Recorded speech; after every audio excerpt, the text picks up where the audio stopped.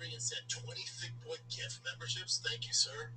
Appreciate you. I think we're almost over 1,000 members, kids. Just I'm 27 years old. All right, brother.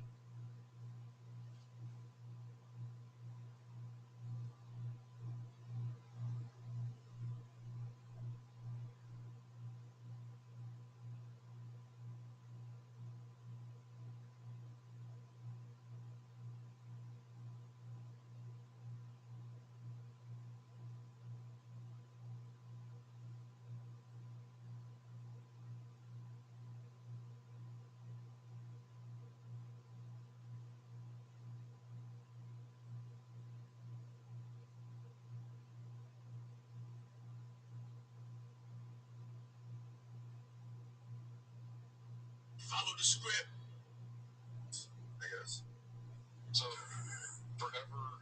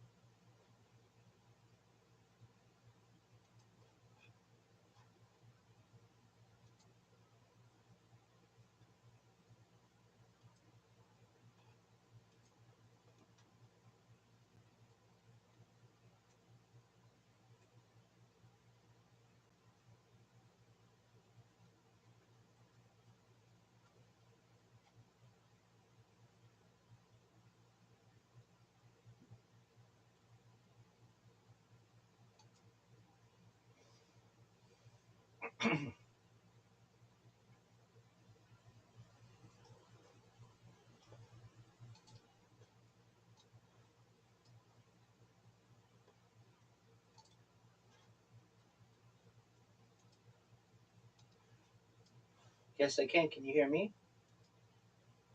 Excellent. How are you today? I'm well, thank God. Excited to speak with you.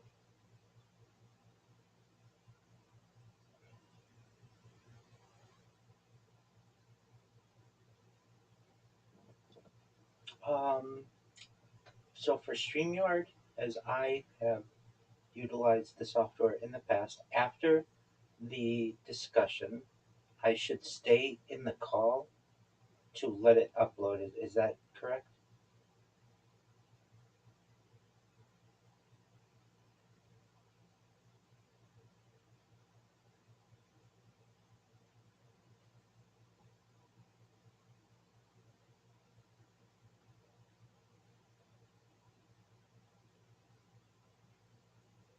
Oh, excellent. Okay. How long do you usually go?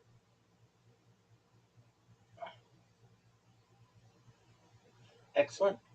And if it's all right, we can talk a little bit about my project. And I'd like to get into Chaim Eshed, the Israeli Space Agency whistleblower, and his claims from 2020, and then additionally his recent interview in 2026 regarding the Galactic Federation. Does that sound like it would be of interest to you and your audience? Okay, great.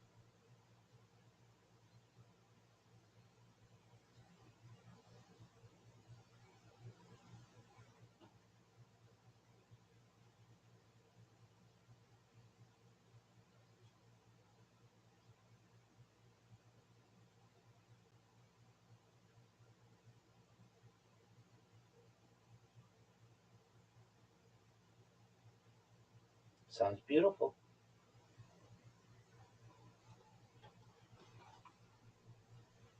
Sounds great, Brandon.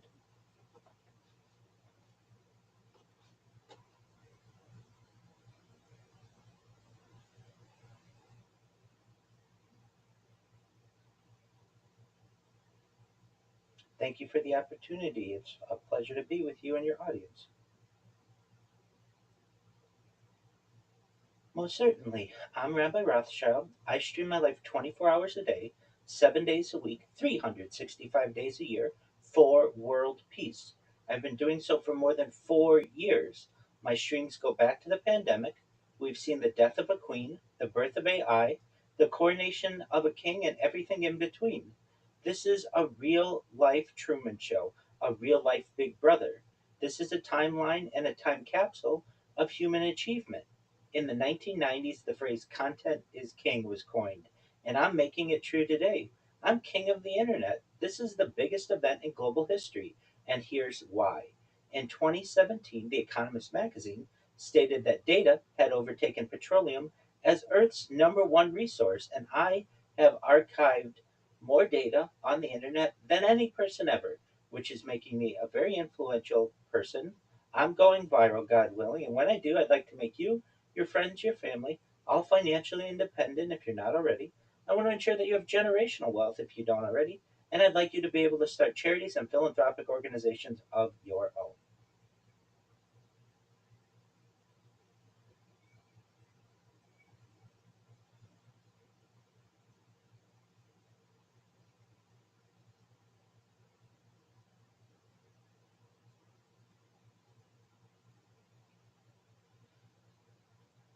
Great question. Prior to the pandemic, I lived a traditional Orthodox Jewish lifestyle, much more than I currently do while live streaming, where I'd be attending synagogue 3 times a day.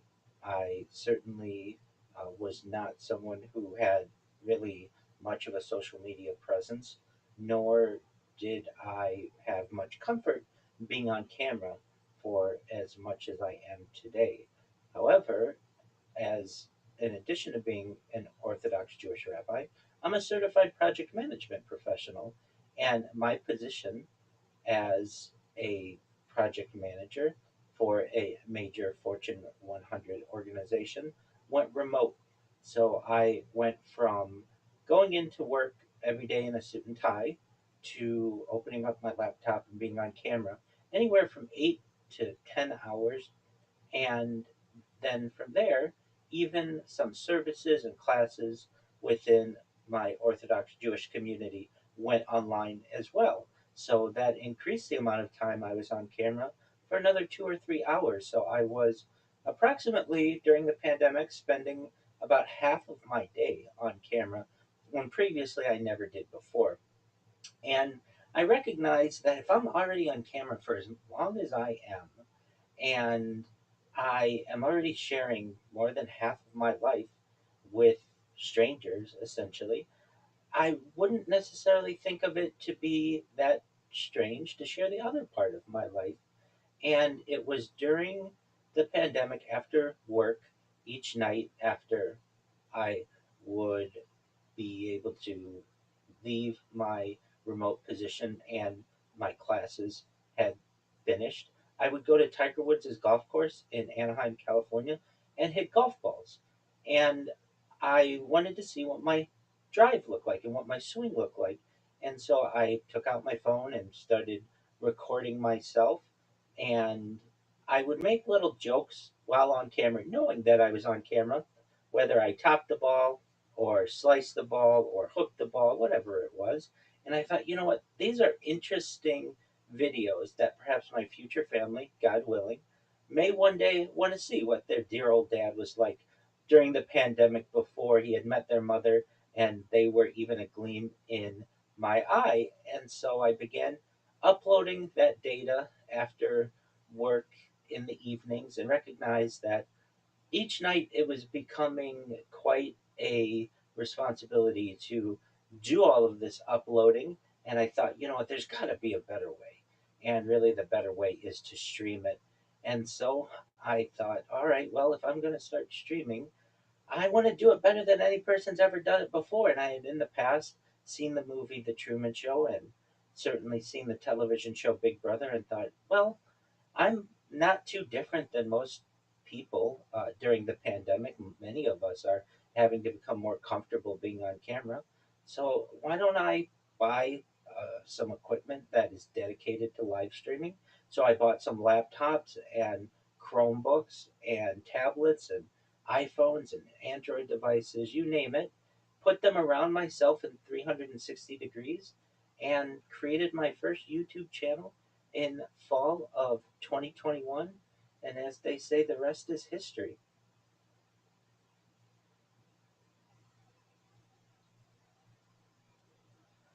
Well,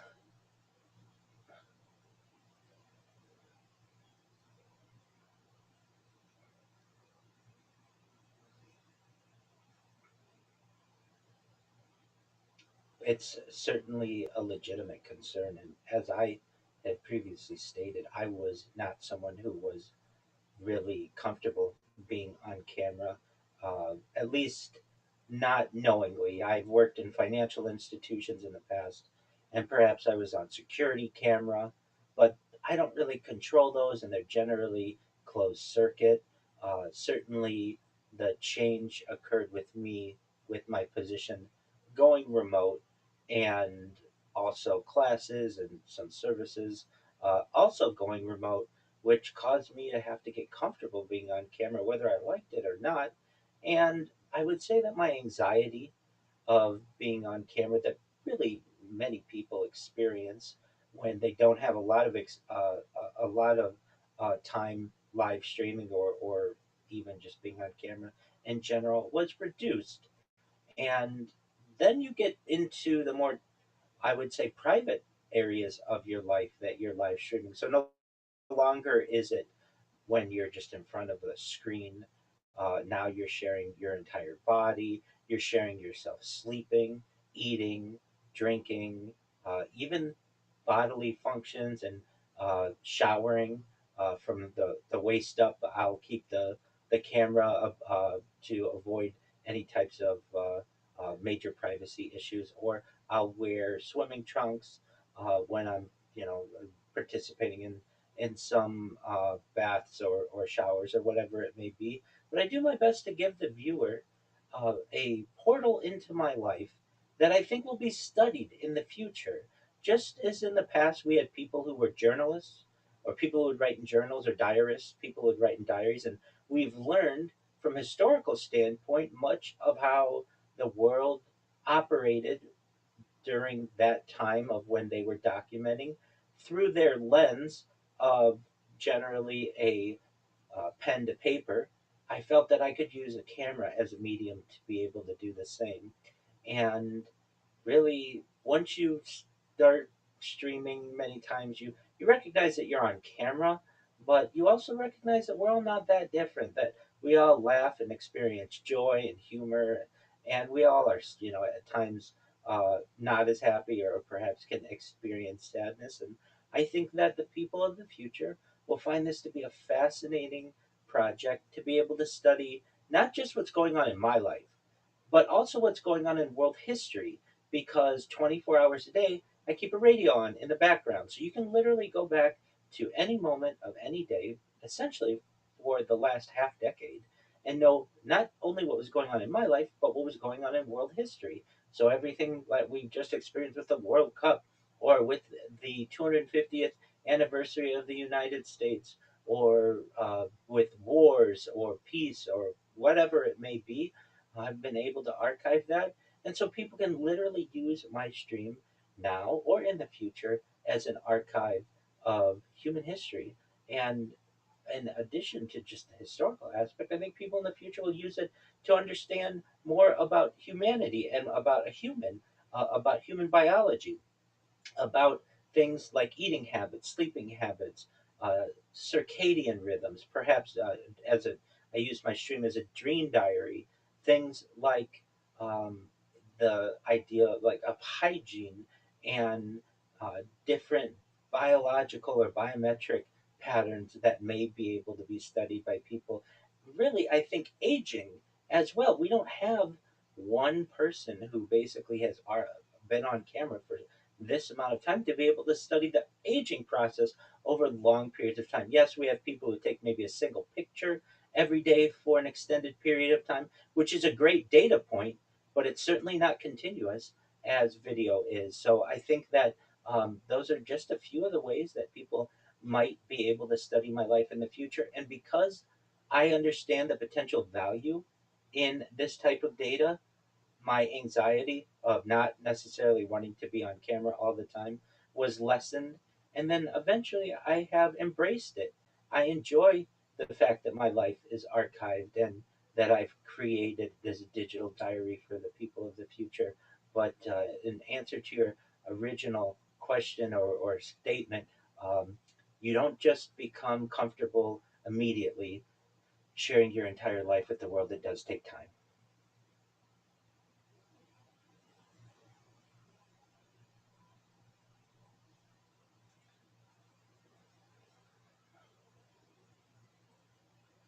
Certainly, I've definitely streamed at the store and definitely streamed at the doctor. I've streamed as far north as Santa Barbara, as far south as San Diego, as far east as the desert and mountains, as far west as the Pacific Ocean. I've streamed in Beverly Hills, in Los Angeles, at Disneyland, really everywhere in Southern California. And generally, I have to reduce the amount of devices with which I'm streaming from my normal 33 or so different devices at any given time from a localized uh, area, basically within my residence, to perhaps one or two iPhones that I generally use using data, which does have its limitations. Phones have battery issues with which you need to be concerned, and certainly data. You have to run into cellular throttling and overheating of devices and glare and all of the other app crashes. You name it. There are some issues with which you do into which you do run, but I also do my best to back up any kind of live streaming that I have when I do IRL streaming in real life with GoPros. So I'll wear a GoPro on my chest or even just have it with like a selfie stick so that I have myself uh, with a redundant stream or redundant uh, backup of any kind of data that I am transmitting in case I run into a low cell signal area or I do experience an app crash or whatever it may be. And while I do have a lot of footage from IRL streaming, it's certainly not as convenient for me because I have to lessen the amount of streams, and I'm much more concerned with that, uh, with how many devices I can use at once. And I also don't have the ability to manage my community. So, in addition to live streaming, I also am live 24/7 in Discord. Your audience can find me whenever they'd like at discord.me/rabbi, where they can connect with me 24 hours a day, 7 days a week, 365 days a year, to inquire about questions that they may have, or to watch a movie together, or play a game, whatever it may be. And certainly when I'm doing IRL streaming, I can't manage that community as well or as easily. But generally, the outside world has become fairly comfortable knowing that people are many times FaceTiming their family or friends or whatever it may be, and that there is some idea of video communication that happens that perhaps a decade ago or two would have been foreign. And thus, if you see someone who's got a couple devices and maybe talking into one of the cameras or talking to an audience, it's not as strange as it once was. And in terms of how do you go to the store? Well, many times just out of ease, I do have things delivered to me, but in the case where I do go to the store, I will go to the store just really like most anyone else. Uh, but while knowing I'm on camera, and I would say I make comments on camera and to not just the audience that's watching me, but also to make the stream a little more entertaining.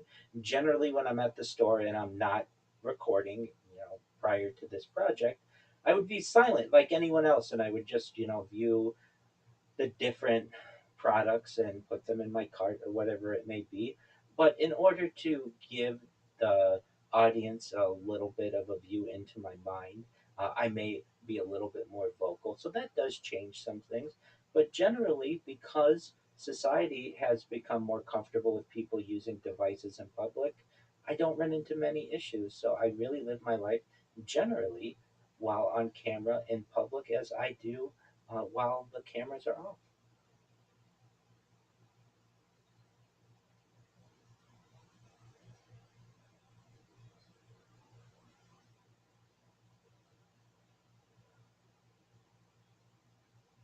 Yeah, I have. So I do have people who live alongside me in my Discord, such as at this very moment, and they've been there for over a year, 24 hours a day.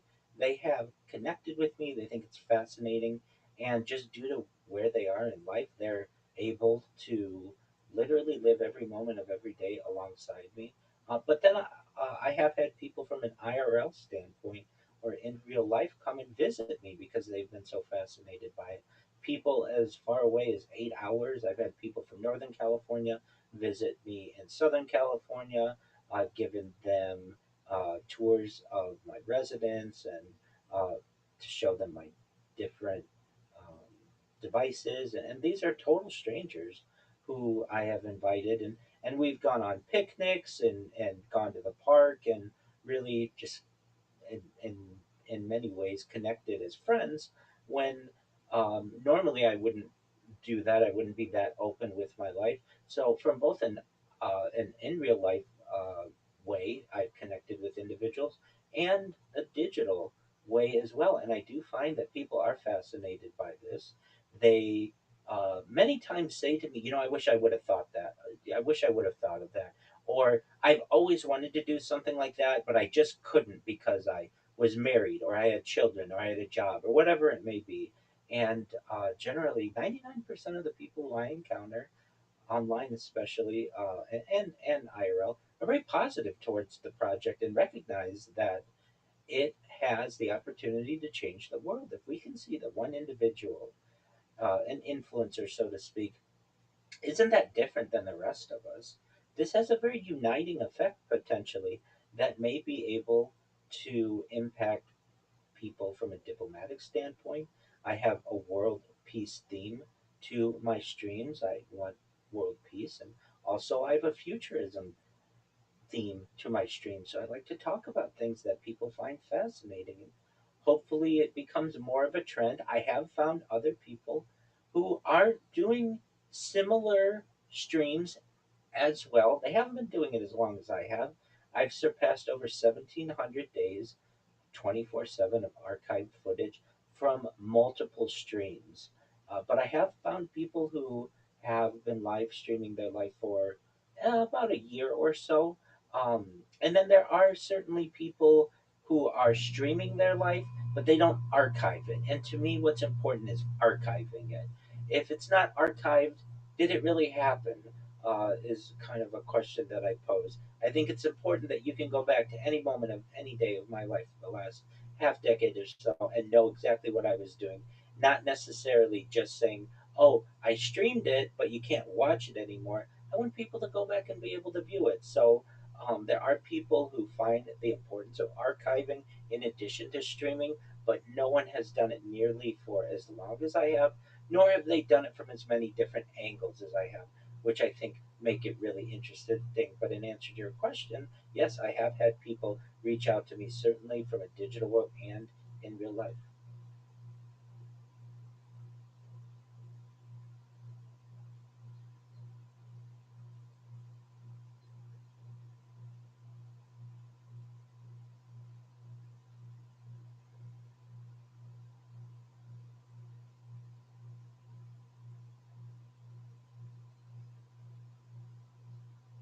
Excellent. It is. It has different names.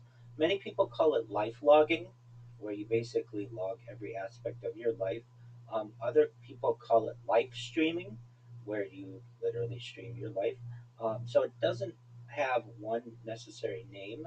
It is unique. I certainly understand that, but um, to me, it's become part of my everyday experience, and really, I would like to do it for the rest of my life, God willing. I would like to give the world a nice digital archive that people can study, not just in the present day, but into the future, into centuries into the future.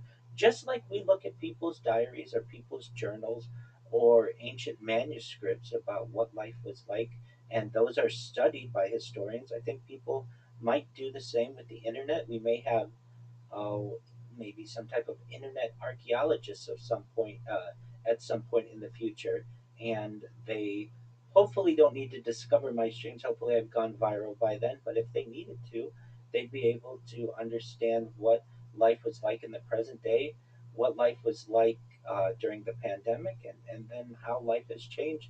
And really, another interesting aspect of this is the AI revolution that we're experiencing. So, I was live streaming beginning in 2021, fall of 2021, and I was an early adopter of OpenAI's ChatGPT in November of 2022. So I have over a year of my life that I was streaming before large language models became commonplace within our world. And I was a user when ChatGPT formally launched November 30th, 2022. And I've been able to see the many different ways that AI, for both good and bad, has been able to affect society. And then the competitors of ChatGPT, Gemini, and Grok, and Meta AI, and OpenSea, and all of the other, uh, all of the other, um, I would say, and perhaps historical events that have occurred just based on AI. So I think that it'll be interesting for people in the future to look at my stream and understand how AI has affected the human experience as well. And of course, within AI needs human models or at least examples on which to build its AI models. And I have more human data on which AI could model than any other individual ever, which may give me a prominent role in perhaps how AI understands some aspects of the human existence. So I think that my project has an interesting AI impact in addition to the historical importance that I mentioned previously.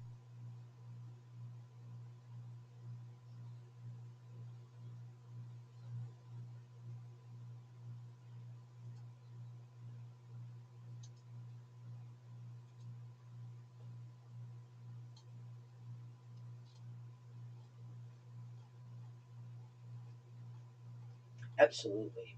First and foremost, for anyone who is listening, I'm a major advocate of disclosure and ufology. I believe this is a science that should be studied in a more serious manner. And I'm very positive to the fact that humanity is seemingly becoming more comfortable with understanding that we may not be alone in the universe. And so, for anyone who may be unfamiliar, I'll give some background on who Chaim Ashed is and what his claims were, and then some more recent developments that occurred. So, Professor Chaim Ashed is an Israeli aerospace engineer, professor, retired military officer, and former senior figure in Israel's space program. He became internationally known in December 2020 after making extraordinary statements regarding unidentified aerial phenomena (UAP), extraterrestrial intelligence, extraterrestrial intelligence, a supposed galactic federation, and alleged government knowledge of non-human intelligence. Before those statements attracted global attention, Ashed had already spent decades working with Israel's aerospace and defense communities. He was recognized as one of the central architects of Israel's satellite capabilities and has been described in Israeli media as a major figure in the development of the country's space program. I've heard him described as the father of the Israeli space program, or the grandfather of the Israeli space program, or certainly the father of the Israeli satellite program, or grandfather of the Israeli satellite program, to give listeners an idea or a view into the Israeli space program and more so his role as a military officer. At any given time, there are only 24 generals within the Israeli military, and he was one of them. So you can imagine that this is a very high ranking official who was making these claims. And to give you an idea of some of his career and technological development, he served in the Israeli Defense Forces, including within military intelligence structures. He became associated with highly advanced technological development programs, including work connected with intelligence technology. He was part of a very secretive group called Unit 81 that has to do with advanced technology. He served in Israel's highly classified Unit 81, which is an organization responsible for developing technological solutions for military intelligence. The unit's associated with advanced electronics, surveillance technology, specialized intelligence systems, and innovative military engineering. Working in such environments placed Ashed among engineers dealing with some of the most advanced technology available. He became a leading figure in Israeli space development. He served as the director of space programs for Israel's Ministry of Defense. He was the chairman of space-related committees and a member of the steering committee of the Israeli Space Agency, and really has been reported as having led space activities for nearly 3 decades. Moreover, he had a major role in Israeli satellite programs, specifically the OFEC satellite program. This program developed Israeli intelligence satellites capable of Earth observation, strategic monitoring, and intelligence gathering. And in 2007, he was involved in the launch of OFEC 7, which was an Israeli reconnaissance satellite. He has been extremely decorated. He has received the Israeli Defense Prize 3 times. The Israeli Defense Prize is among Israel's highest honors for contributions to national defense technology. The reasons for some awards remain classified because they relate to sensitive defense projects. So, actually, 2 of his Israel Defense Prizes, we don't necessarily know why he was given those because they remain classified. He received the Chief of Staff citation in 1967, one of the IDF's highest military recognitions. And really, what we're talking about here is perhaps one of the most decorated officers within the Israeli military who made these claims in 2020. And to give the audience an understanding, this would be in a similar way to perhaps a member of the Joint Chiefs of Staff making a claim about extraterrestrial intelligence within the United States, except this happened in Israel.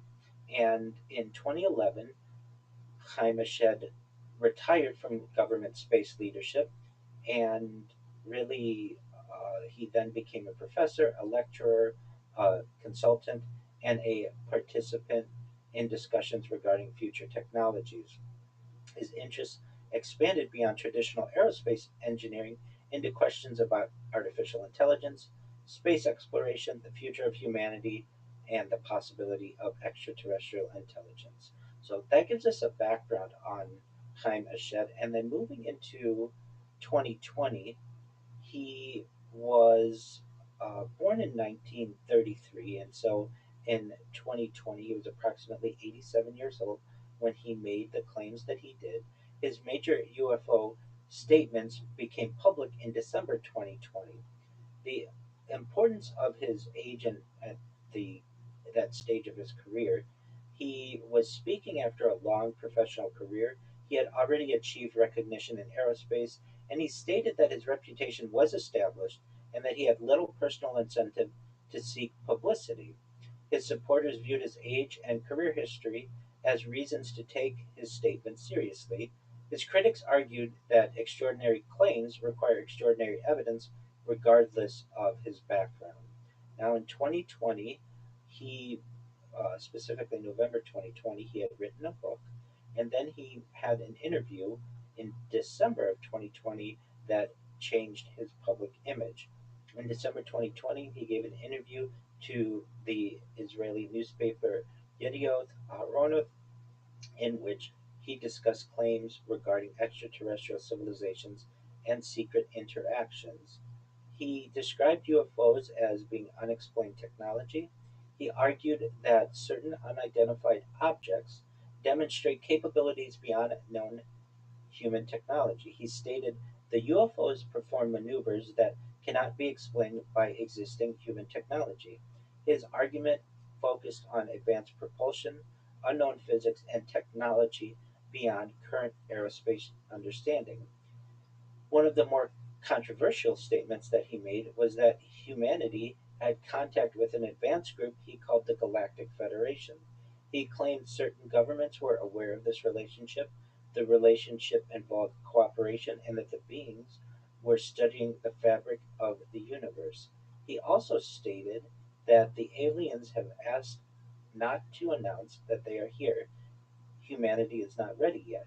This statement introduced one of the central ideas of his disclosure argument. The issue was not simply whether this information existed, but the issue was whether humanity had enough psychological and social maturity to accept it. He also talked about Mars and artificial structures. He stated that, at least from photographs from Mars, he believed showed some type of artificial structures or perhaps some type of manipulation. He argued that if confirmed, these discoveries would create new scientific fields, including archaeology of Mars. There's also been the discussion of xenobiology, basically a study of biology from perhaps species outside of Earth. The reaction to his claims was immense. There was great amount of global attention from these statements, and many people focused on the contrast that was had between his decades of conventional aerospace work and his extraordinary extraterrestrial claims. Certainly, with any claims like this, one might be met with scientific skepticism, and the same is true in this case. Scientists and space officials responded cautiously. NASA has stated that humanity has not yet confirmed evidence of extraterrestrial life, and many of Chaim Eshed's critics argued that there was no publicly available evidence supporting his claims. His reputation alone cannot substitute for verification, and of course, extraordinary claims require publicly testable evidence. Now, specifically, this there was more criticism as well because Chaim Eshed was promoting a book known as "The Universe Beyond the Horizon: Conversations with Professor Chaim Eshed." The book was published in November 2020 by Yedioth Books in Israel, and it was also distributed through Geffen Publishing House. It is only available even to this day in Hebrew. So the information that I am communicating has been translated. Additionally, the interview that he did with Israeli media was also in Hebrew. And if I may say to the publishers of this book, if they wanted to sell more copies, and even to this day, if they wanted to sell more copies, this should be made available in English. But even up to this day, it is not. The book is about 232 pages, the majority of which was reviewing his life and his background. It was written alongside an author, Hagar Yanai. The book is not written as a traditional autobiography solely by a shed. Instead, it was structured as a series of conversations between Chaim Eshed and Israeli author Hagar Yanai. It goes into his childhood and personal history, his engineering education, his military and aerospace career, the development of Israel's space program, his views on humanity's future, and then his thoughts regarding extraterrestrial intelligence and disclosure in the epilogue. Now, with going into the epilogue and what specifically he stated, it uh, begins with the idea, are we alone? And as Shed discusses the UFO, UAP phenomena, possible extraterrestrial visitation, alleged government knowledge, possible advanced civilizations, and the future implications of contact. Uh, the argument presented by Shed in terms of UFOs and unexplained phenomena is that some reported unidentified objects demonstrate characteristics that challenge current human technology. These include objects displaying unusual flight capabilities, phenomena that appear inconsistent with known engineering, the possibility that humanity does not yet understand all forms of technology, and he frames the UFO question as a scientific issue rather than merely a cultural phenomenon. The Galactic Federation concept, which is probably his most controversial claim, he states that there are advanced civilizations that exist, that humanity has allegedly interacted with these civilizations, and certain governments are aware of the interaction. He then goes into the psychological argument that humanity is not ready for disclosure. Some of the reasons are fear of societal disruption, psychological shock, religious implications, political consequences, and related topics. His most famous subject specifically on this is that the aliens have asked not to announce that they are here. Humanity is not ready yet, which represents the idea that disclosure is delayed because humanity must mature first. He talks about Mars as a possible archaeological location. He discusses images of Mars missions, possible artificial structures, and the possibility of ancient civilizations, and really feels that the archaeology of Mars is a new scientific discipline. That traditional Mars explanation is focused on geology, climate, and searching for microbial life, but he suggests that there should be an expansion of this vision toward ancient structures, artifacts, lost civilization, and planetary history. He talks about the relationship between science and speculation. The book has an unusual combination. One of the unique aspects of the book is that it combines established science, things like aerospace engineering, satellites, space exploration, and technology development, with speculative science, extraterrestrial civilizations, UFO phenomena, and galactic cooperation. The public reaction to the book was quite unique. After excerpts and interviews were translated into English, the book gained worldwide attention. Media coverage focused primarily on the Galactic Federation claim, alleged government cooperation, his Mars statements, and disclosure themes. Now, the major themes that he discusses are that space is humanity's destiny. Humanity must expand beyond Earth. Exploration is part of civilization's evolution. He also says that technology uh, and scientific progress changes what humanity considers possible. He states that the cosmos may contain intelligence beyond Earth, that knowledge requires responsibility from a disclosure standpoint, and humanity must develop psychologically and ethically. And the discovery of another intelligence would redefine human history. Now, the specifics that people may find of interest within the book, specifically within the epilogue, are perhaps, I would say, unique um, opinions of Eshed. One is the idea of cosmic encounters. So many may have heard in the audience of Close Encounters. We certainly know of the movie from the 1970s of Steven Spielberg, Close Encounters of the Third Kind.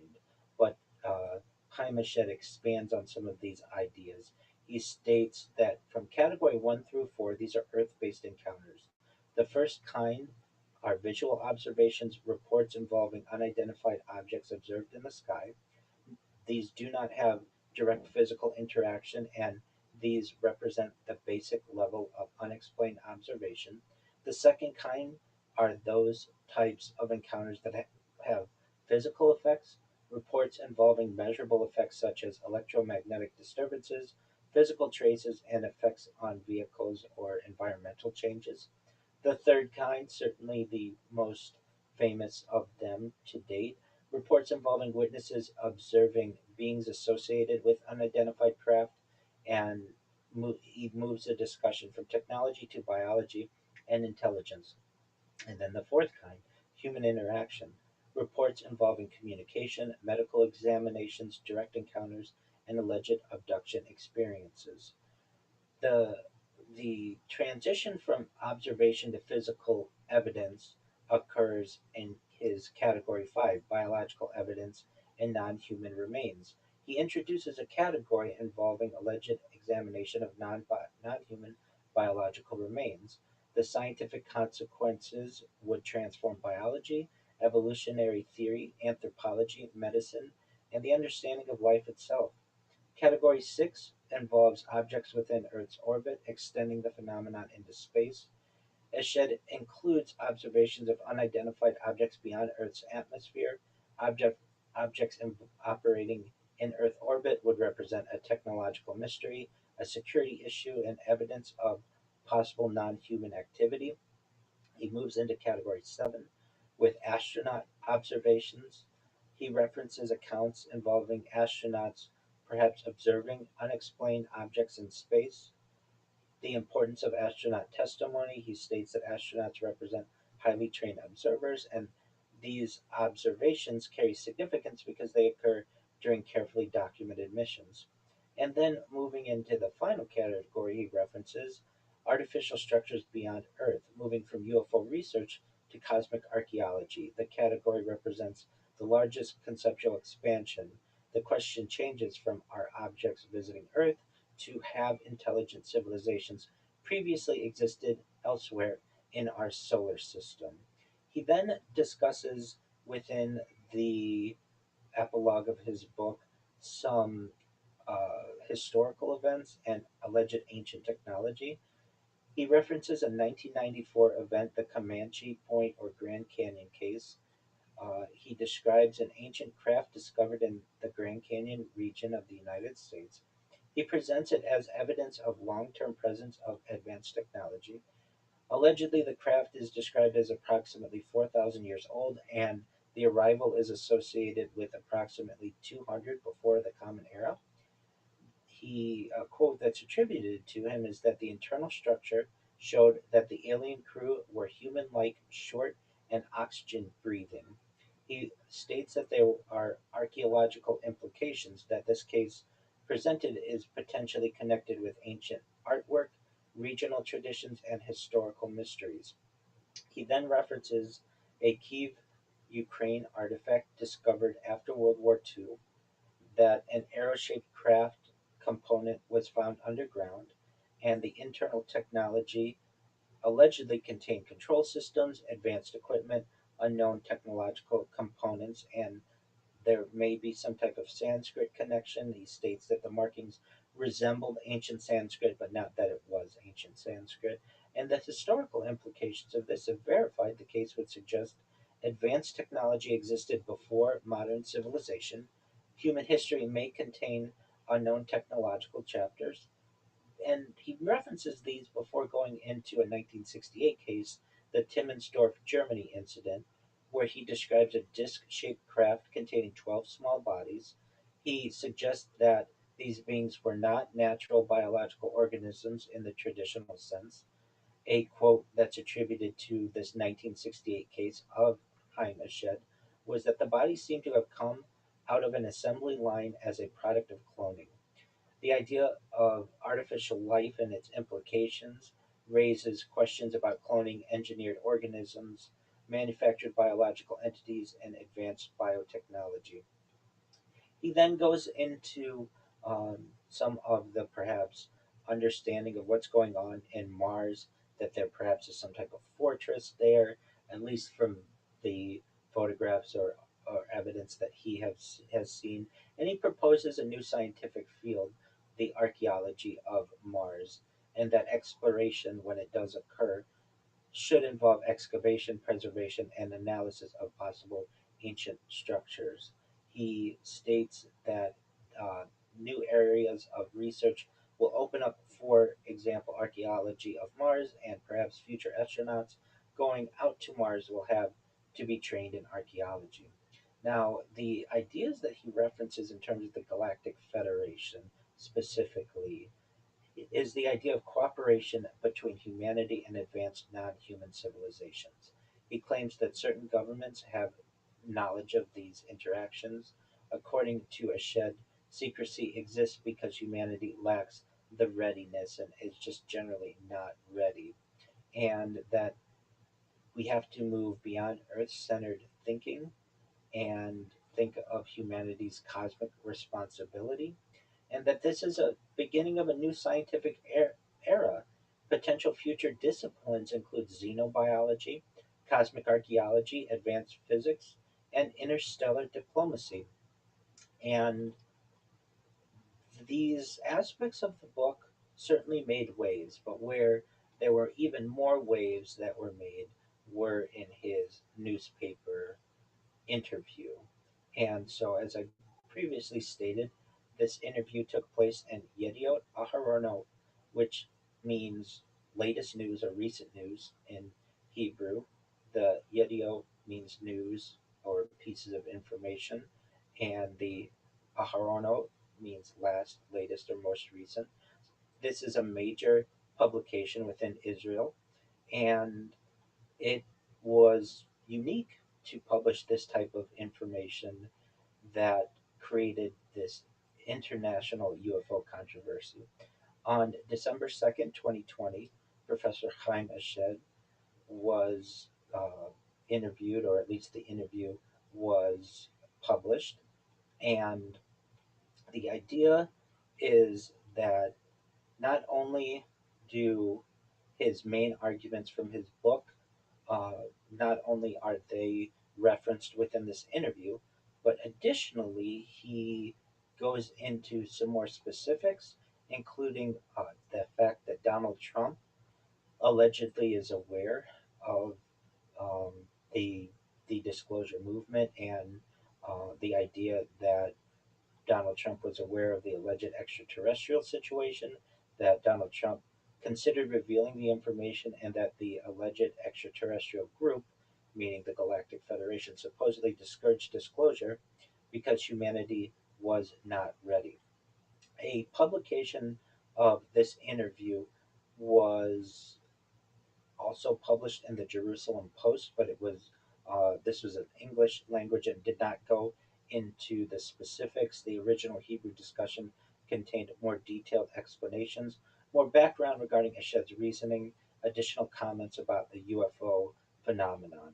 Now, what becomes really interesting is the fact that after December 2020, we don't hear very much from Chaim Eshed at all. So he publishes the book in November 2020. It is never published in English. He does an interview in December 2020 in Hebrew and then disappears. And there were many different questions. What happened to Chaim Eshed?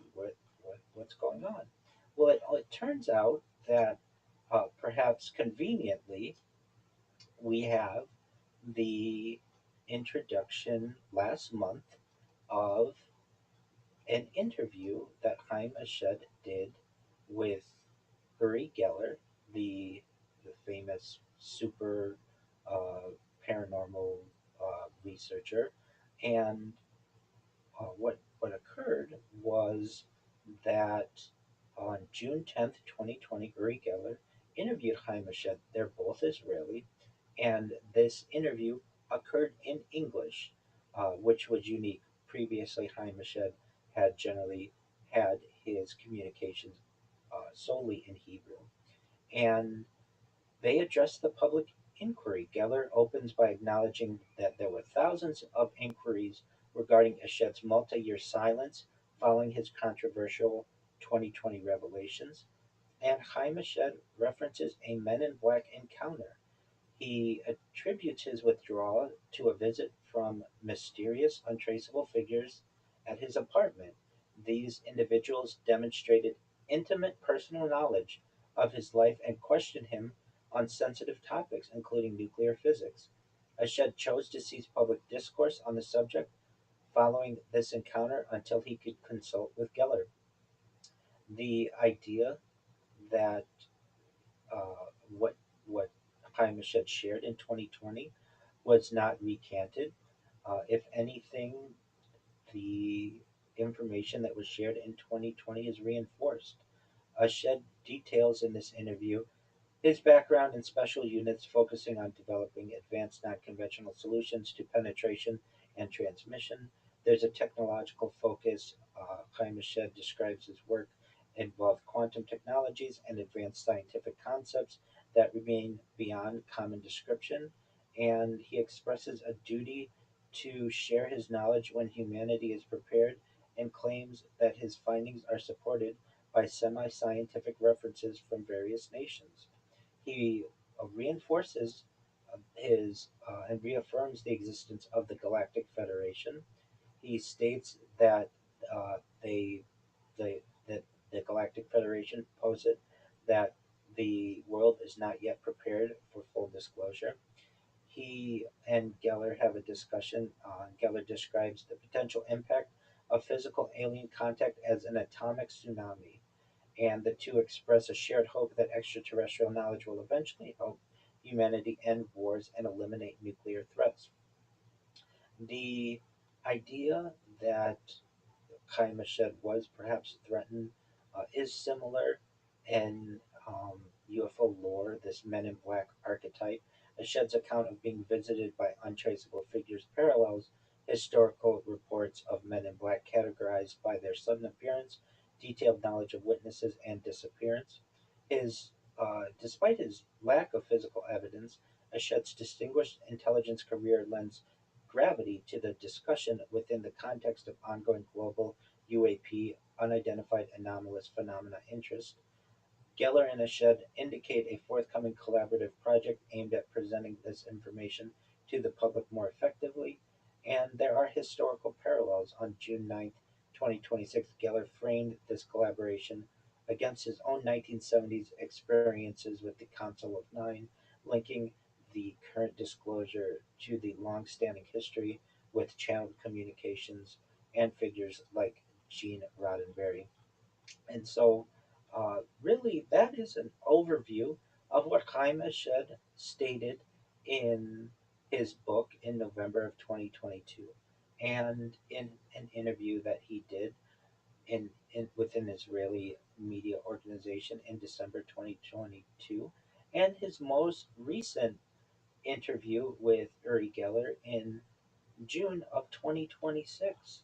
And while we don't necessarily know exactly what is going on because Haimashed wasn't able to provide any evidence aside from his words. Uh, that isn't to necessarily discount what he has said. These were some major statements that made an impact in ufology in general, and perhaps the end of the story has not yet occurred, as we did have some recent developments just last month, and perhaps Chaim Mashed isn't done with revealing any more information that he may have, or that similar uh, officers and whistleblowers have. But generally, Brandon, that's an overview of Kai Mashed and what his statements in 2020 were and in 2026. Do you have any questions?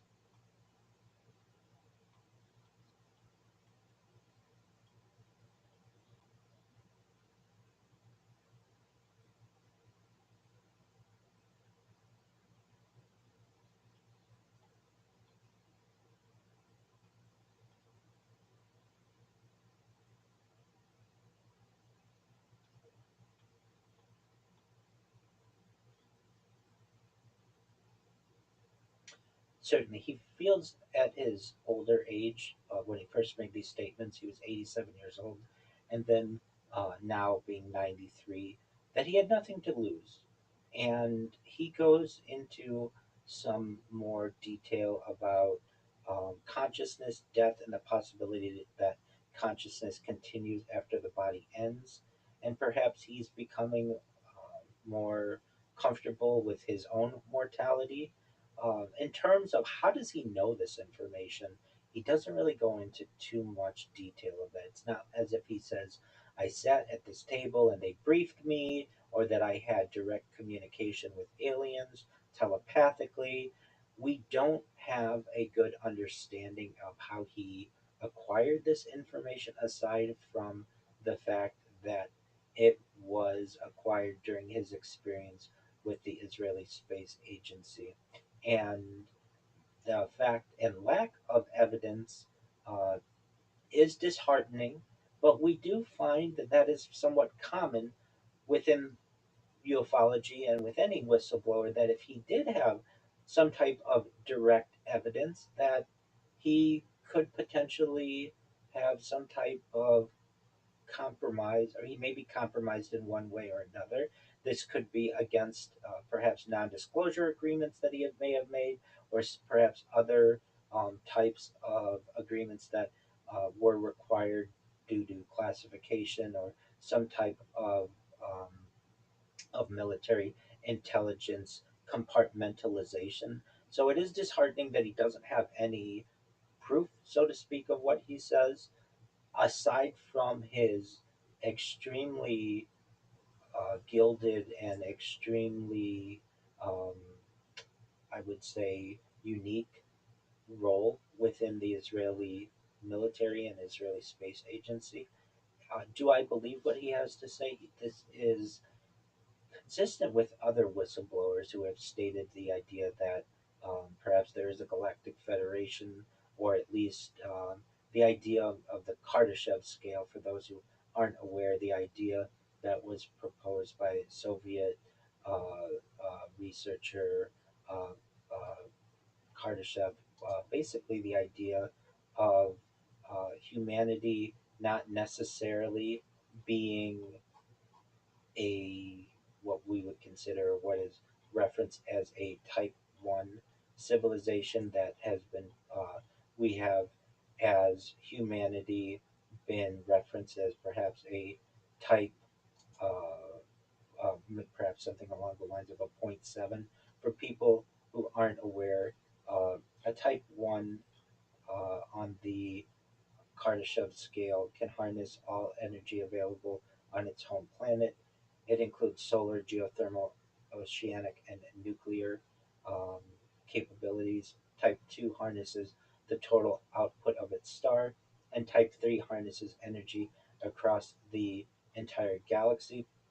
And Nikolai Kardashev, uh, again, a Soviet physicist, poses these these different types, and where humanity may fit, and we're not yet at a type 1 civilization. So that type of understanding that we have to mature to get to this type 1 civilization, and eventually get a seat at the Galactic Federation is in line with some other physicists and whistleblowers. Additionally, the idea that Earth civilizations, or really nations on Earth, having had this knowledge, um, and they have to keep it classified, and it's much of what the classification and the intelligence realm, one of its major responsibilities is to not necessarily leak this information. That is consistent as well with the intelligence community and whistleblower claims. What I don't necessarily get all on board with in terms of Chaim Mashet are some of the specifics that he talks about with Mars. He does go into the idea that there is some type of base perhaps on Mars that is a joint collaboration between the United States and the Galactic Federation. There are some major technological issues with getting humans off Earth safely, and especially to be able to travel all the way to Mars does lend some questions to it. Uh, I would also say that I do think that um, the idea of Chaim Mashed knowing something and being of sound mind uh, is is is apparent. Even at 93 years old, if you watch his interview, he doesn't seem to be forced to be making these statements. He seems comfortable. And another interesting aspect is it does not seem like he's doing this for money. If he were, he would be on the book tour circuit. Of course, his book he would he would really be an advocate that it would be published in more languages. He might put out documentaries. This was not done, which was quite unique as well. And I think that his interview really remains one of the most important UFO disclosure discussions in the modern era because of his role and some of the claims that he makes. Do I think that we can believe absolutely everything that he states? No, perhaps we can't do that with anyone, but at least for someone as high ranking as he was and is, and how um, respected he is, at least within the Israeli space community, it should his statement should be taken with some interest, and uh, his background does lead to some credibility, but in terms of can you take it all as truth? Not necessarily, and as previously has been stated, these great great claims that he makes need to be backed up with evidence. And at this point, that evidence doesn't necessarily exist. So, for the time being, it's an interesting disclosure that he makes that perhaps will be able to be verified in the future, but at this time, it cannot.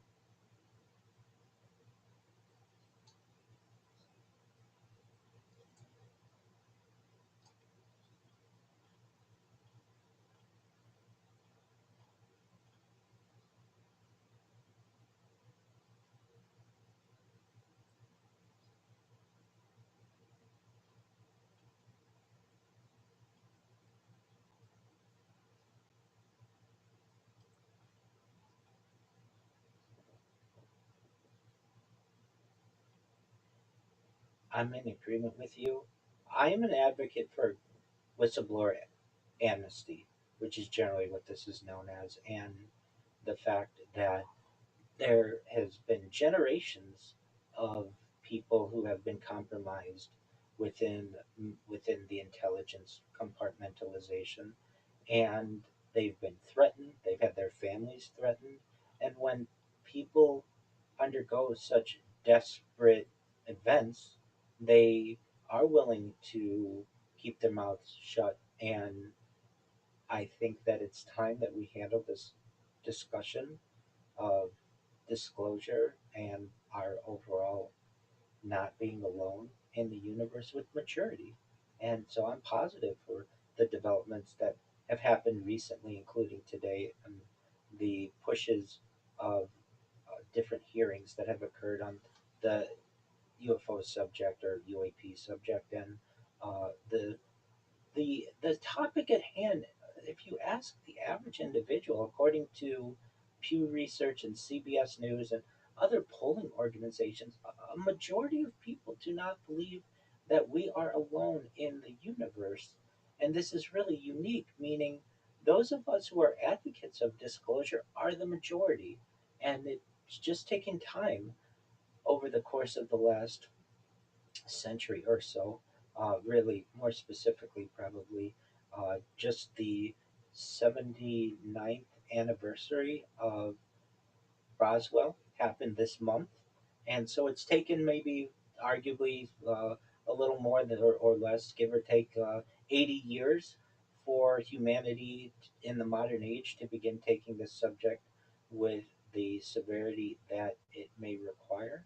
And I'm positive toward more and more disclosures, whistleblower amnesty. We had in 2017 the topic of ufology being taken very seriously on the front page of the New York Times. And so no longer was this some type of fringe theory. This is being taken as seriously as any news story that has ever occurred. And the important thing is, this is the most important news story perhaps to ever occur. And that is why it has taken so long to be legitimized, because if it is true, it affects every single person on earth, it affects our history, and perhaps more importantly, it affects our future.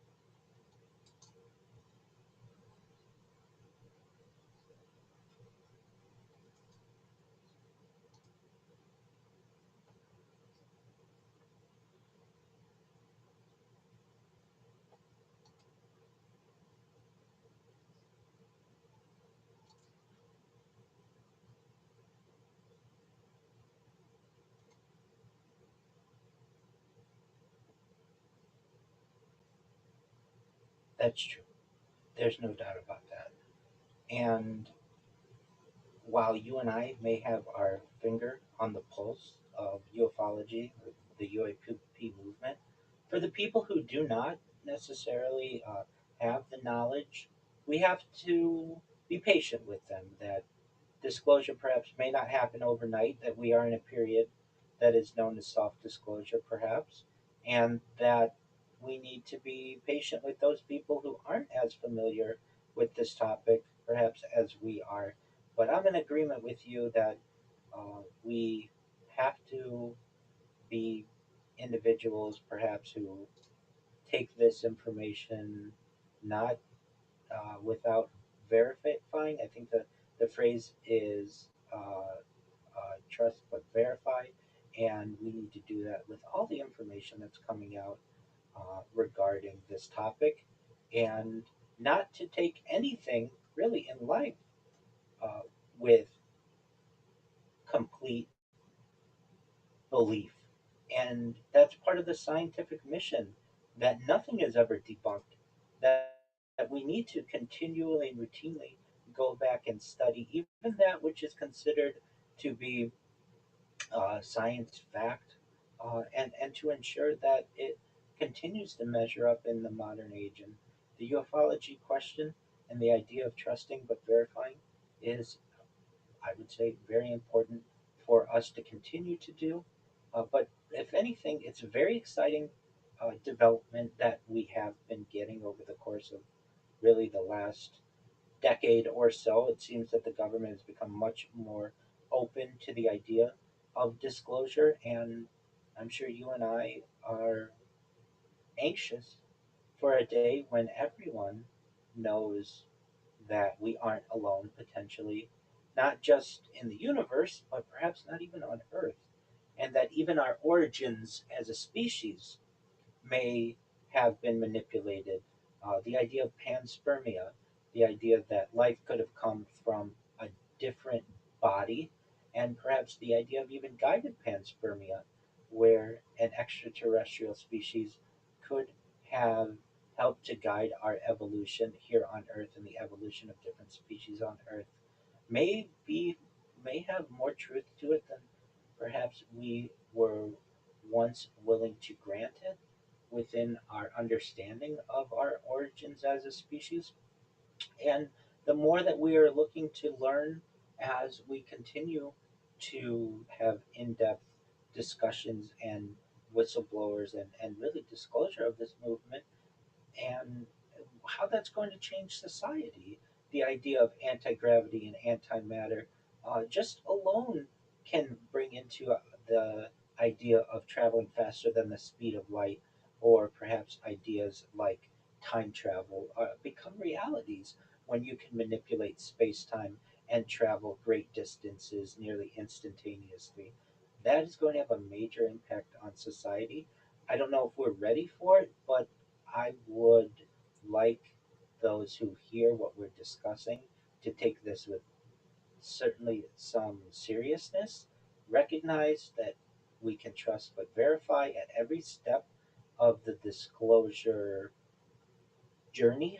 And for those who this may not be, who may not have familiarity with this topic, I really encourage you to do your research on the topic. Uh, Watch documentaries that are available now to you on a streaming service or on YouTube or whatever it may be. You can't necessarily take every word as perhaps truth, but you will find that the whistleblowers that exist and the evidence that has been accumulated in the modern age is quite interesting. And whether you get into Roswell or the alien abductee phenomenon, or perhaps the more recent whistleblowers with the Tic Tac incident, or even what Kaima said, the claims that he made, you will find quite a bit of evidence from people who have verified backgrounds that we are not alone. From my perspective, I was a once a major skeptic of the alien movement. I thought it was frankly, science fiction. And I would debate people publicly that this was not a real phenomenon.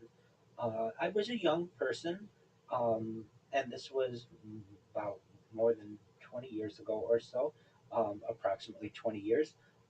And I just hadn't really delved into this world.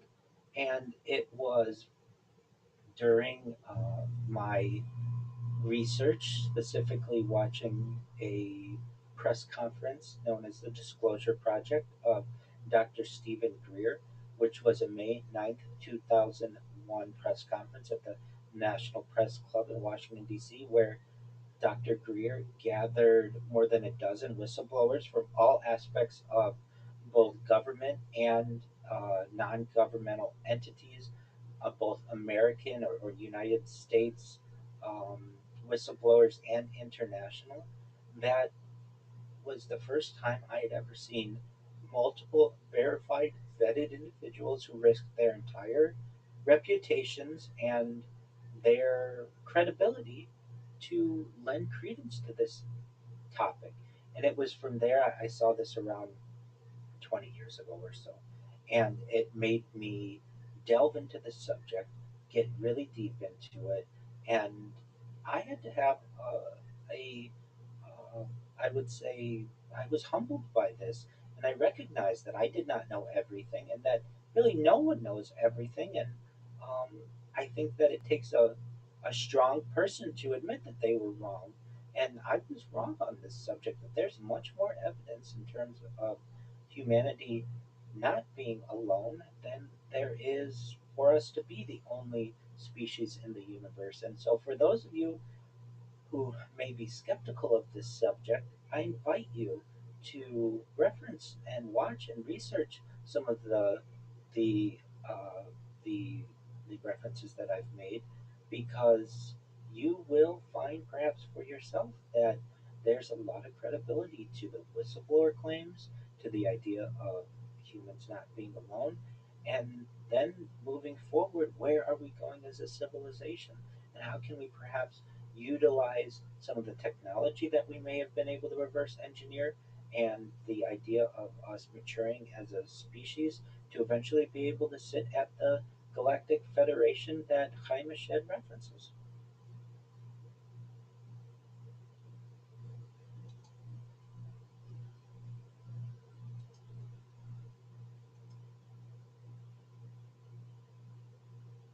I don't know if we will have one event, a hard disclosure event, where we have everyone on television who knows that we are not alone. We may continue to have some type of soft disclosure event. Um, what has been proposed is some idea like Project Bluebeam, where perhaps there will be some type of event in the not too distant future. It's only been perhaps I would say hypothesized, but for those who don't know, the idea comes from Sergei Manost, a Canadian writer who began publishing claims about the alleged project in the 1990s. And there may be some idea that we would have different stages of a disclosure. Basically, stage one would be the reinterpretation or disruption of religious beliefs. Stage two would be perhaps massive visual displays in the sky. Stage three might be some type of electronic or telepathic style communication. And then stage four might be a manufactured global crisis leading to political transformation. This idea may be the event that people have perhaps prophesized or foreseen or predicted in the past. If it does happen, we will we must recognize that there have been people who have predicted this, that we may have types of holographic or projection concepts, that these UFO disclosure narratives have been around. I don't know if this will happen at all, and I don't know if disclosure will necessarily happen within the next 5 years. I would certainly say within the next 50 years. And the reason why I say that, really, with people recognizing and freedom of communication that we have found in the internet age, it's very difficult to keep this topic a secret. And the idea, I think, is becoming more normalized that we aren't alone with younger generations. This is no longer seen as a rejected theory. And frankly, the skeptics are lessening and the believers are growing. And so to give a timetable on this of 5 years, um, I would be more comfortable saying something perhaps in the next 15 years we may have more disclosure. 5 years is just within the cosmic age. It's just a short period of time, but certainly I would say within the next 15 and certainly 50 years, the idea that humanity understands that we are not alone and that some type of general consensus of disclosure occurring is a much higher likelihood than perhaps maybe some people will want to admit.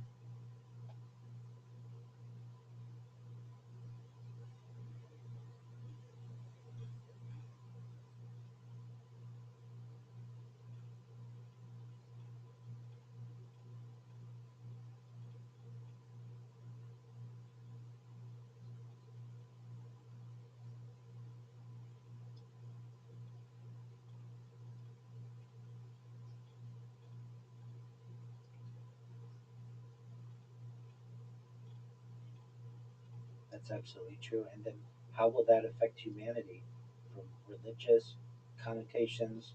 How will it affect international organizations, political organizations? Will this usher in a one world government? These questions remain unanswered. But if anything, we're going to force a one world government, this would certainly be the topic that might be able to do it. There's an argument to be made that the United Nations has a role as a one world government, but isn't really um, as perhaps aggressive on that topic as has been hypothesized that if there were some type of disclosure event and an ushering in of a one world government, uh, what role the United Nations may have. And I think the questions remain unanswered. And at this time, we have to be comfortable with that. We can't necessarily prophesy or we can't necessarily predict exactly what is going to happen, but it does seem, perhaps, that in our lifetimes, and probably the lifetimes of most of the audience, that some type of disclosure may occur, whether it's continued soft disclosure or perhaps a hard disclosure event like Project Bluebeam.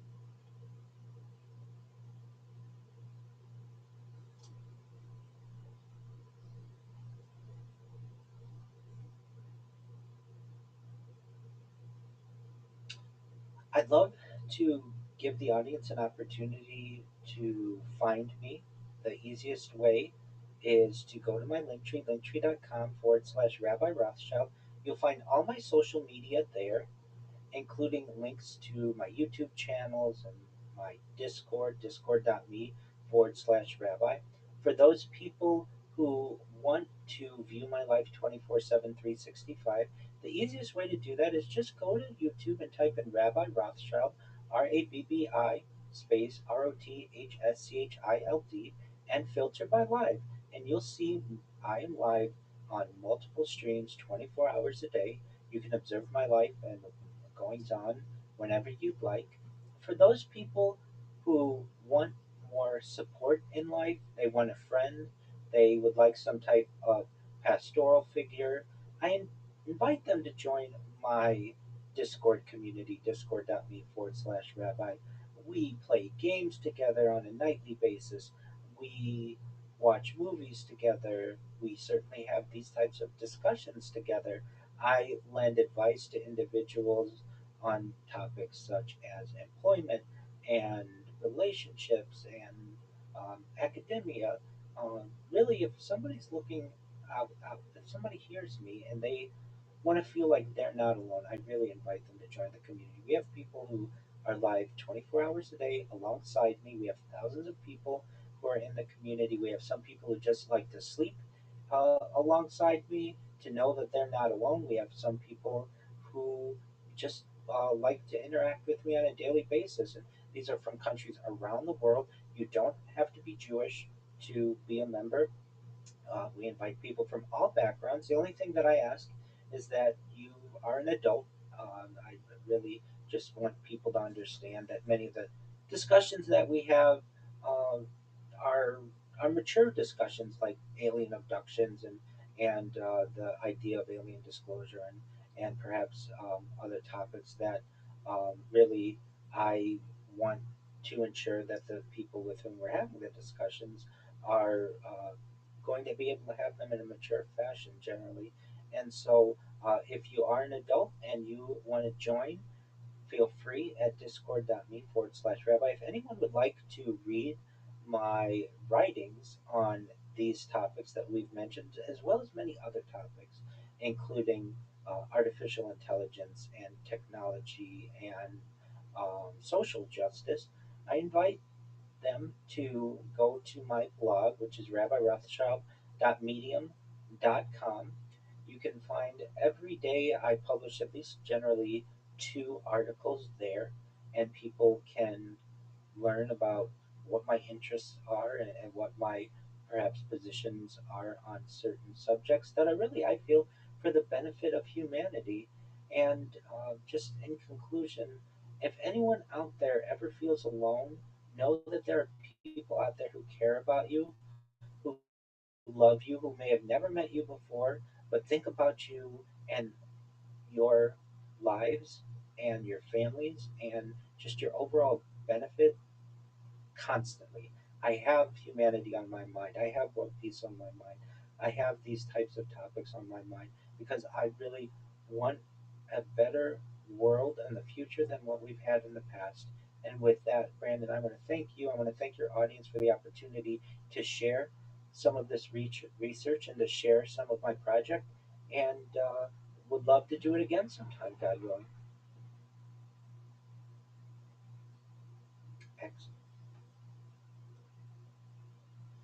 It's been my pleasure. Thank you so much for the opportunity, and thank you to your audience.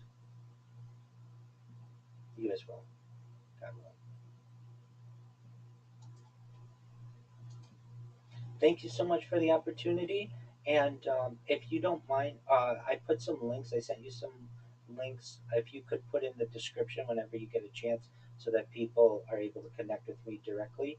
And I'm not sure what your schedule looks like, but if anything, uh, 1 year from now, perhaps at the latest, I'd love to connect with you again and do this as like an annual reconnect to see what we were right about, what we were wrong about, and where we've moved forward in the disclosure process, if that sounds good with you. Excellent, Brandon. Well, thank you so much for the opportunity. If you need anything from me, you know how to communicate to me, and I'm always here to support you, and thank you so much. You as well. Bye.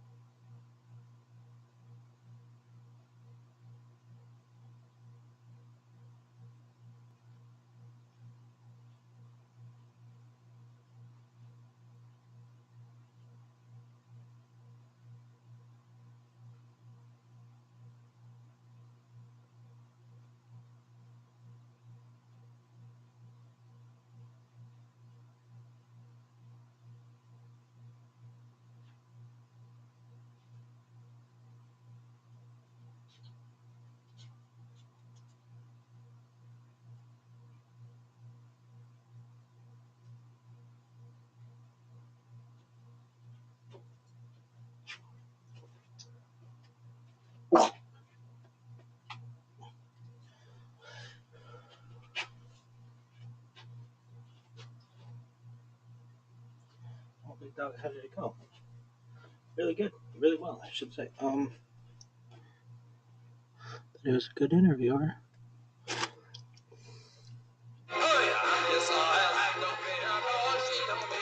Yeah. Anything you would have wanted to go differently? Yeah, I would have wanted to kind of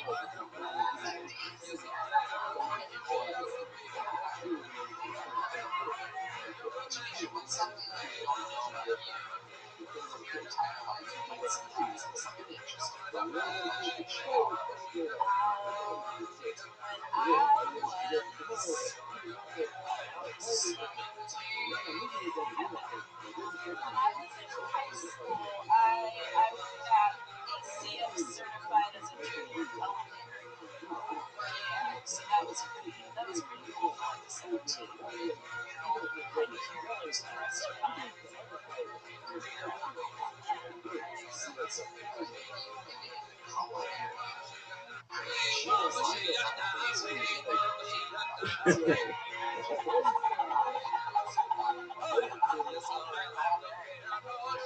Thanks for asking. He's been having injections, and so while we were in the break room at the Houston Improv, he was checking out his ass in the mirror.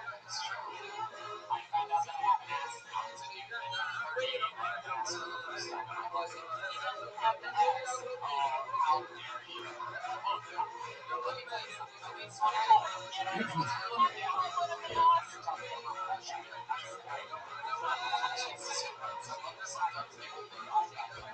I'm sorry, there's no way to say is that I do have an ass. You lie it down, at least I can see my pussy.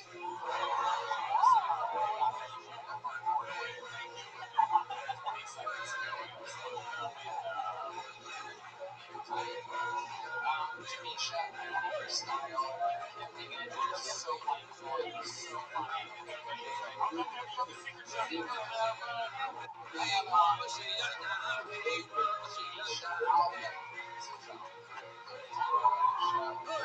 There's only one way to end the show like this, ladies and gentlemen. That's the fun tonight, Mom. And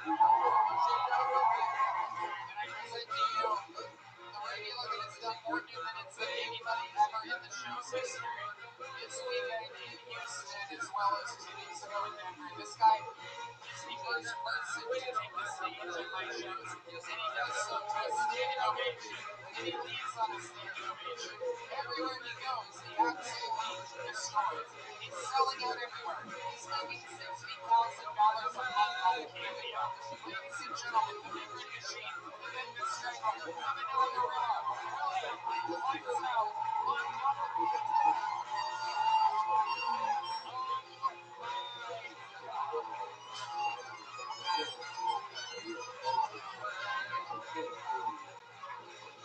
apparently, 3 rappers were found dead in the basement of a Michigan apartment building. Okay, that's it. I'm not letting myself become a rapper. Holy shit. Nothing gets my way up here. Charlie and Jack, gentrified headstone centers.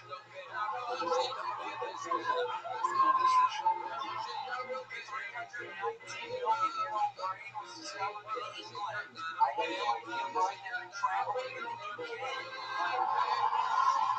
And Tony, I actually went to a Chinese restaurant, got a couple fortune cookies, so I thought I would just maybe open up a couple and see what was on the fortune cookies. And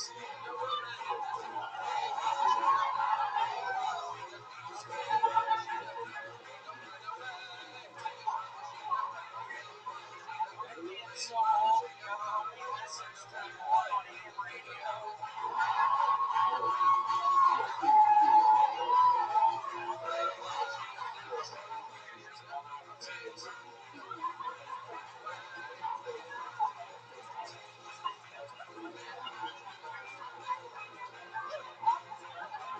Red man so lame, he only eats gluten-free fortune cookies.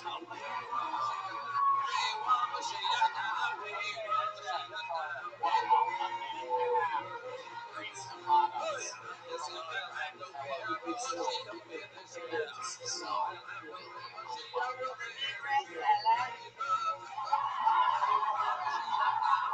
Tony, I don't know if you saw it, I was actually also on the Super Bowl commercial last night. I don't know if anybody's talking about it. I was on the Pringles commercial last night. I said, what's the podcast called?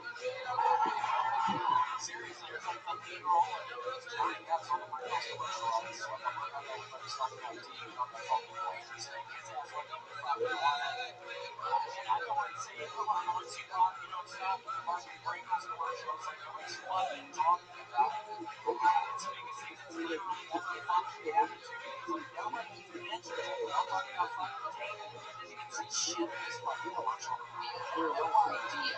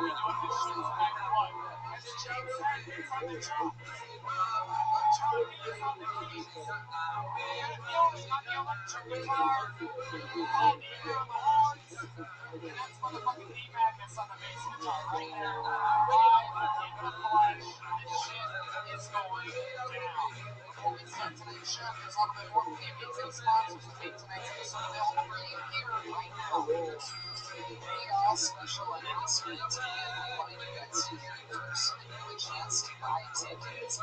Tickets for the next 6 months of Kyoto shows go on sale this Tuesday at comedymothership.com. So Tuesday at Central Standard Time, you actually have a chance to get your shot at tickets. They are going to be extremely fast, but we're going to give you guys a chance. So get on Tuesday.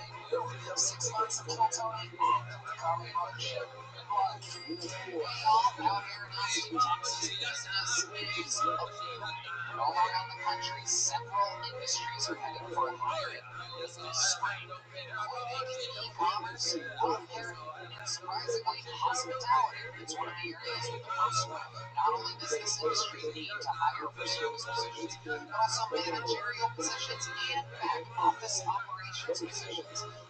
If you need to hire qualified candidates as soon as possible for any of these industries or any other industry, you need ZipRecruiter. Right now, you can try it for free. ZipRecruiter.com/KillTony. ZipRecruiter uses its powerful matching technology to find the qualified candidates for a wide range of roles. See a candidate who would be perfect for your job? ZipRecruiter makes it easy to send them a personal invite so they're more likely to apply. ZipRecruiter also offers a teaching grabbing labels that speak to job flexibility like urgent, training provided, remote, and more. No doubt about it. Let ZipRecruiter keep your team growing strong, no matter what the industry. 4 out of 5 employers who post on ZipRecruiter quality candidates within the first team. See for yourself. Go to this exclusive web address to try ZipRecruiter for free. ZipRecruiter.com/KillTony. Again, that's ZipRecruiter.com/KillTony. ZipRecruiter, the smartest way to hire. Hey y'all, today's episode is brought to you by SheepUnderwear.com, and I love this sponsor. Let me be honest. We say that about all the habits that we bring. We say that we love it. We say this and that. These things, these sheep underwear have literally been connected to my butt, Red Man's butt, our genitals, everybody that we work with closely, genitals and butts, every single episode that you've ever listened to. Once sheep underwear came into our lives, we literally threw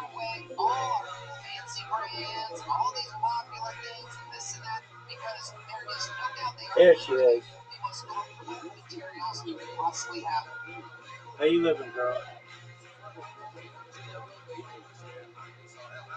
Mr. Aquarius, can you hear me? Can you hear me? You can hear me. No, you can't. No.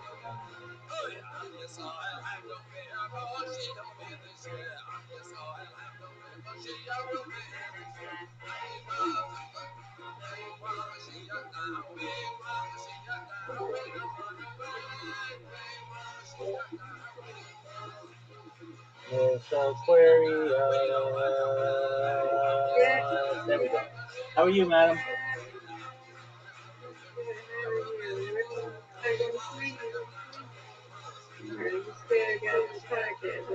No, I finished a little bit ago. You sound very tired.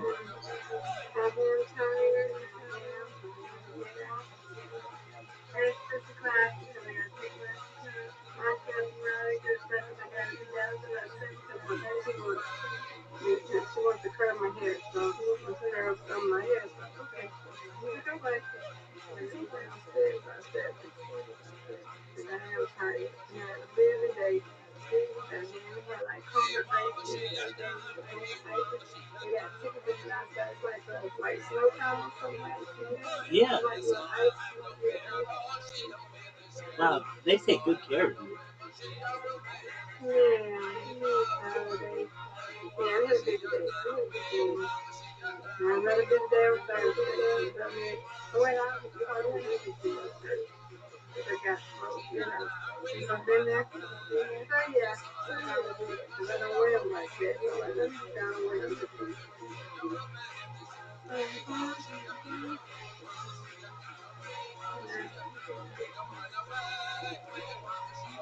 Right. So how was your day, though? Thank you for asking. I did 2 interviews. They both went really, really smoothly. Well, their interviews are going fine.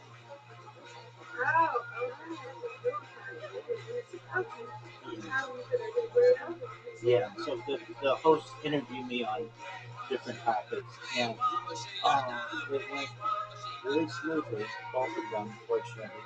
Didn't run into technical issues, which is really generally my biggest concern. Just you're connecting with these people for sometimes, like 2 hours or so, and you want to make sure that your computer doesn't run into issues, and your internet doesn't run into issues, and your mic and your camera and all that kind of stuff.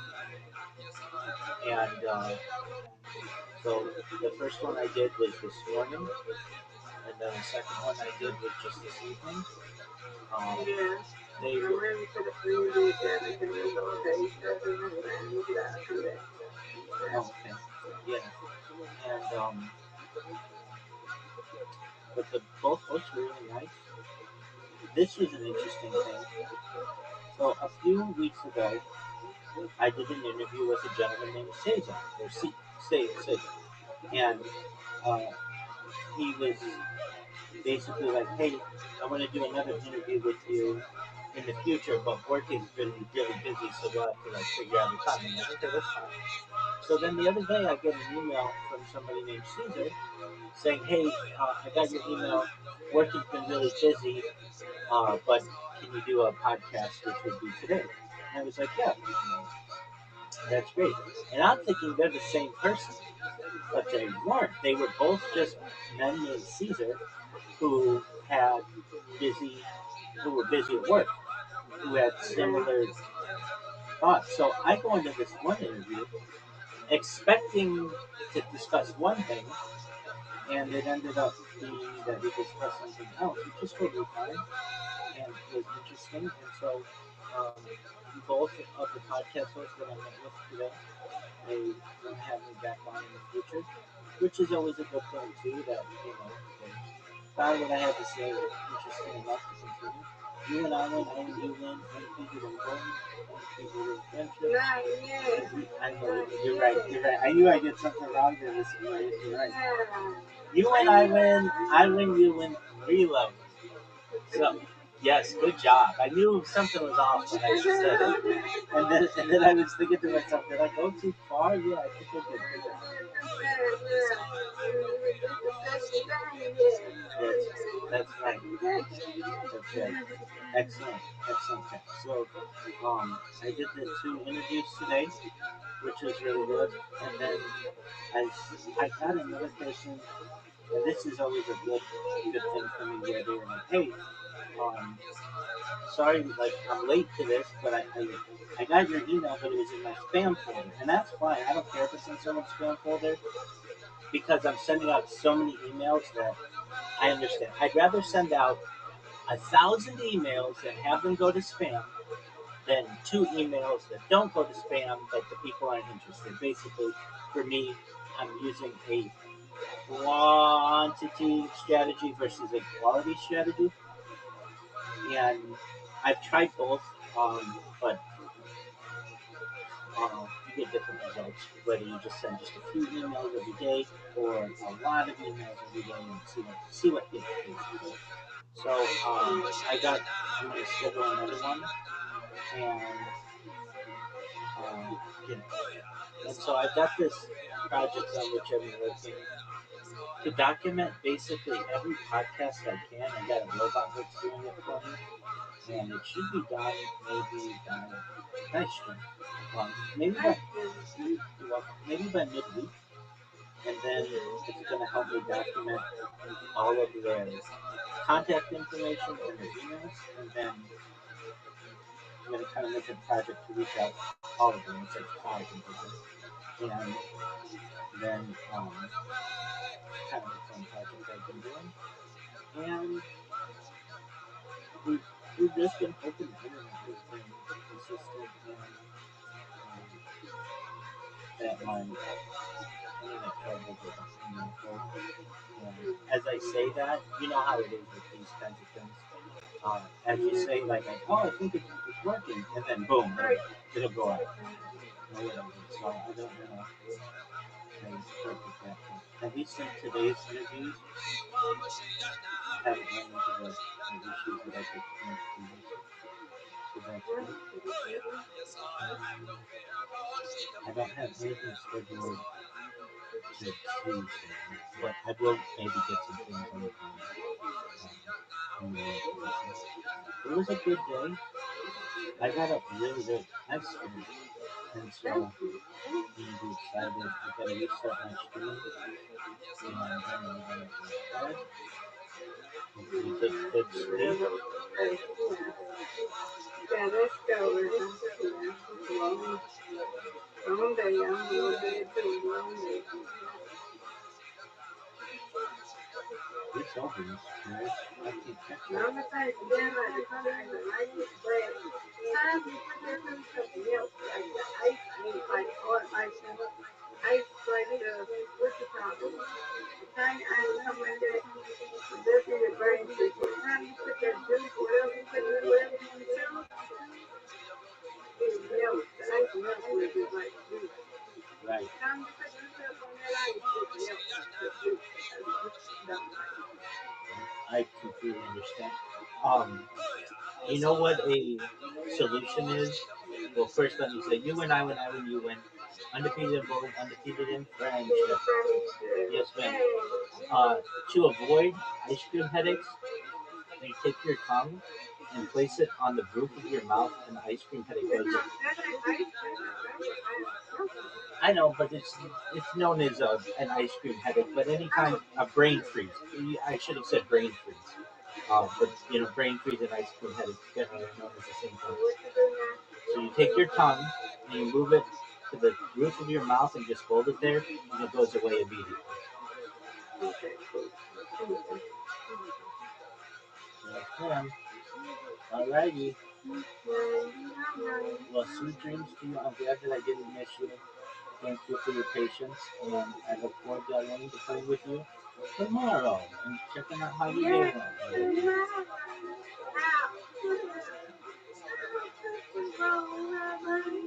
Do you need a muscle relaxer? No, it's too late, brother. Oh, you could, Okay. I mean, you could probably take it and it would wear off, right?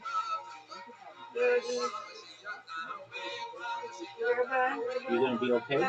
I'll be sleepy. I don't know why. I think it's just I think I take it early though. For real. And I'll be okay. I can't take it right now. But I take it now. What if you take half of it? Okay, Rabbi. Well, I just want you to be comfortable.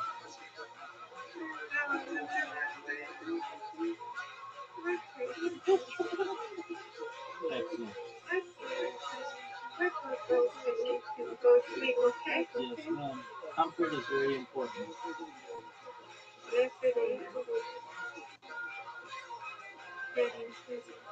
See you in the morning. That will, Mr. Cruz. That's why all right. You can make I'm that. here. I'm here to put my sleep thing on. All right. Excellent.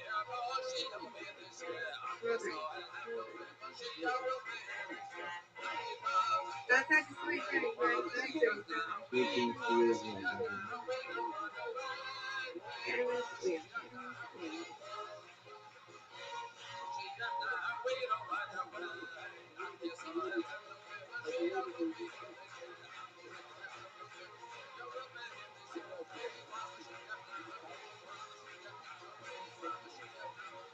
God, Mr. Cruz.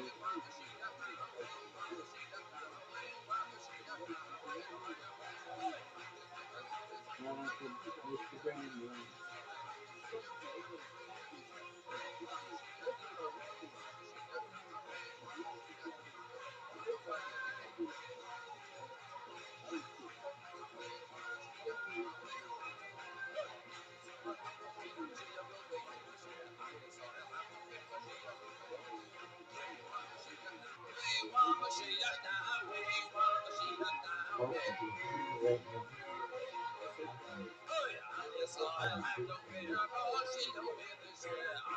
Next to your precious, precious, precious genitalia. And we have your high quality Mickey Ornez boxes or briefs. They have that moisture wicking, binding thighs. It keeps everything cool and separated. Fly a lot, nuts stuck to your legs. I do. Well, they're great for working out also. And it's comfortable. So for 2023, step up your underwear game. Try joining all sorts of fabrics, cheap cotton, or overpriced designer brands. Buy the greatest underwear. There's ever breaks in the balls. Sheep underwear. The underwear of legends. That is correct. Sheep. If you want a regular box of briefs, or you use the incredibly high-tech sheep pouch to keep everything separated. It was offspring in the 1990s that said, you gotta keep them separated. Personally, I don't keep them separated. There's just an extra pouch in front of my Italian stallion that just acts as an extra guard, an extra layer of comfort. I swear to you, you have not seen me not wear these underwear for years. I wear them every day, and I swear to you, they're the most comfortable underwear. Once again, sheepunderwear.com. Use the code Tony. You're going to get 20% off your next order. Once more, sheepunderwear.com. Tony, 20% off. Let me be next to yourself. Are you guys ready to start tonight's bucket show or what? Some weeks just straight up fucking better than others. But this show is actually starting to find the story. Almost 10 years ago, we were doing this, but with nobody doing a bucket podcast was. No one was thinking to get an audience. Then we made it about comedy, comedians watching comedians do comedy, which makes tonight that much more exciting. Ladies and gentlemen, I present to you as our guest tonight, one of the greatest comedians of all time, Texas.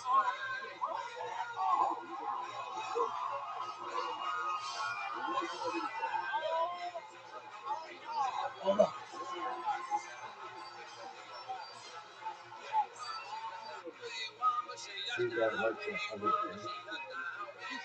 This blue is it? It's so fucking funny.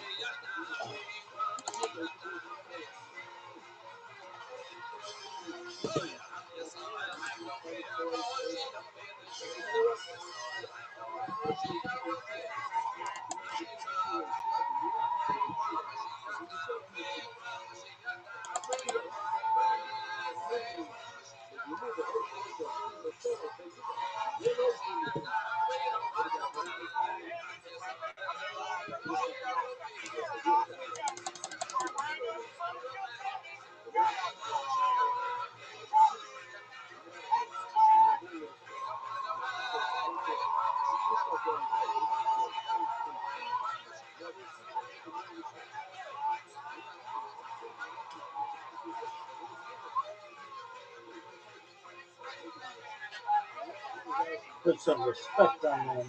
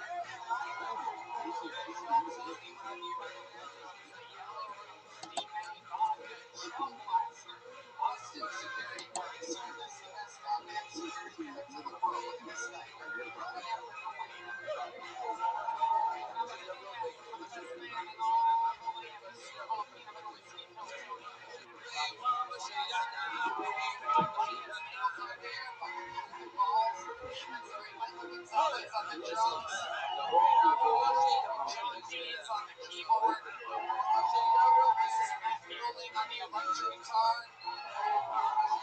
That's a great name. It's on the bass. Have a lot of fun.